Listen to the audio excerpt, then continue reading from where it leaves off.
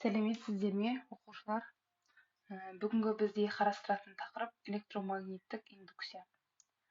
Бүгінгі сабақтан күтілетін нәтиже есептер шығаруда электромагниттік индукция заңын қолдану. Енді бізде магнит ағыны дегеніміз не? Магнит ағыны деп отырғанымыз белгілі бір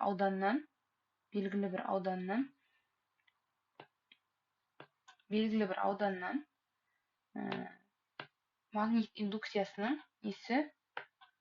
тесіп өтуі, және де мынау бізде N деп отырғанымыз бұл бізде нормаль деп аталады. Яғни мына жерден нормаль менен магнит индукциясы бір-біріне параллель болса, онда бізде формуламыз V көбейтілген S болады. Егер олар өзара перпендикуляр болатын болса, F магнит ағыны, яғни V көбейтілген S көбейтілген косинус А болады. Яғни 90 градус болса, мына жердің нөлге айналып кетейін деп тұр уже. Ал енді кішкене қиғашынан орналастыратын болсақ, біз мынаны мысалы ауданды бүйтіп кішкене былайырақ орналастырайық. Аяқ үзік-сызық болсын. Сөйтіп мына жерде ол магнит нормаль өзгереді. Яғни ағында өзгеріске ұшырайды. Сондықтан да олар белгілі бір бұрышпенен, альфа бұрышпенен әрекеттеседі. Және де ол кезде косинус альфамен есептеледі. Ал магнит ағымы бізде соленоид деп аталады. Соленоид деп отырғанымыз бізде N және де S жағы екі полюс болады. Сонда N деп отырғанымыз солтүстік, S деп отырғанымыз оңтүстік болады.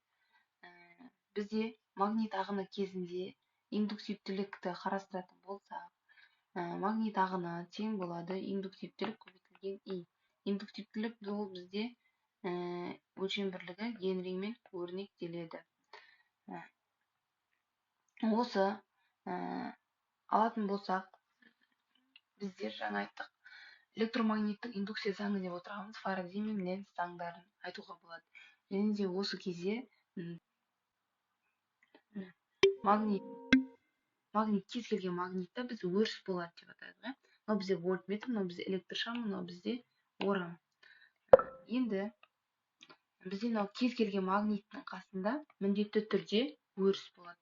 Яғни мына жерде сары қызыл болып тұрған себебі ол бізде солтүстікті біз орамға салған кезде бізде электр шам вольтметрде өзгеріс болып жатқанын байқап тұрсыздар.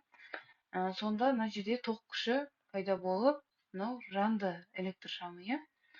Енді бізде орамдардан да айырмашылық болады міндетті түрде. Мына жарық шамалады, мынада жарық міне көптеу. Яғни сонда бұнда нені байқауға болады? Ток күші менен магнит ағыны өзара тығыз байланысты екенін білуге болады.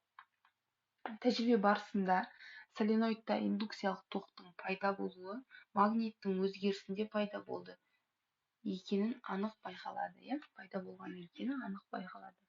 Ал енді электр қозғаушы күш дегеніміз ол бізде егер катушка арқылы айнымалы ток жүріп жатса, онда катушканы тесіп өтетін магнит ағыны өзгереді.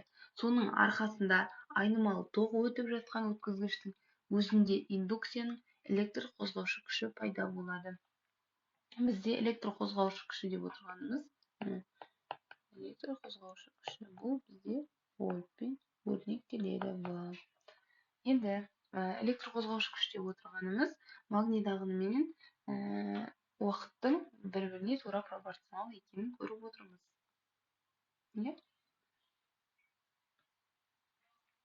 Енді бұл жерде бізде мынау алдында шүпіріш тұрған не себепті бұл дельта деп аталады. Бізде не себепті деп ойласаңыздар, ол бізде магнит ағынының соңғы жылдамдығы менен бастапқы жылдамдығының бір-бірінен айырымы болады. Егер таңбаның минус болуының себебі ол бізде міндетті түрде ағынның теріс болуына байланысты өзгеріп отырады. Кейде бұны немен жаза салуға болады? Модульмен жазуға болады. Біз жаңа айттық қой, орамдар бар деді. Орамдардың ішінде магнитті енгізген кезде деп айтып отырмыз. Сол кезде N көбейтілген ағын бөлінген Т. Нені қойып, бізде былай жасасауға болады ма? Модуль қойсақ, ол таңба бәрі соңында оң шығады, иә? Оң таңба шығады. Бізде есеп көбінде оң таңбамен келгендіктен, солай модульге алып есептеген ыңғайлырақ болады. Ал енді тоқтың магнит өрісінің энергиясы. Энергия деп отырғанымыз бізде W ол бізде өлшем бірлігі джоуль. L дегеніміздікі ол индуктивтілік генри. И деп отырғанымыз ол бізде ток күші, ол ампермен өрнектеледі. Ал энергияның сақталу заңы бойынша ток тудыратын магнит өрісінің энергиясы ток көзінің осы тоқты тудыруға жұмсаған энергиясының шығынына тең болады дейді. Енді есептер шығару барысында осыларды қолданамыз, бүгінгі формулаларды жинақтап отырып, қорыта отырып. Бүгінгі сабақта өтілген тақырыптардың барлығын формуласын дәптерге түсіреміз. Есептерді толық шығарамыз. Қазір мен сіздерге бірінші есепті түсіндіріп берейін. 200 орам. Яғни қазір мына жерде берілгені N-де 200 орамды соленоидта 120 вольт индукция электр қозғаушы күші қоздырылатын болса дейді. Онда N деп отырғанымыз бізде 200 орам, электр қозғаушы күш деп отырғанымыз 120 вольт. Болса магнит ағым өзгеру жылдамдығы.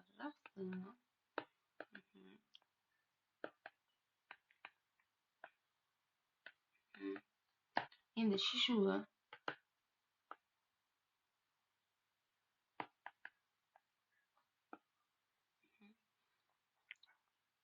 Біз жаңа жазған формула.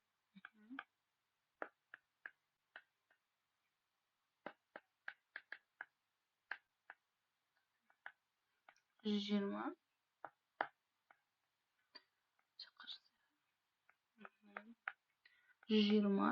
бөлінген 200 тең болады 0,6 вебер бөлінген секунд. Сонда бұл біздің өзгеру жылдамдығы болып табылады екен. Жақсы, сау болыңыздар.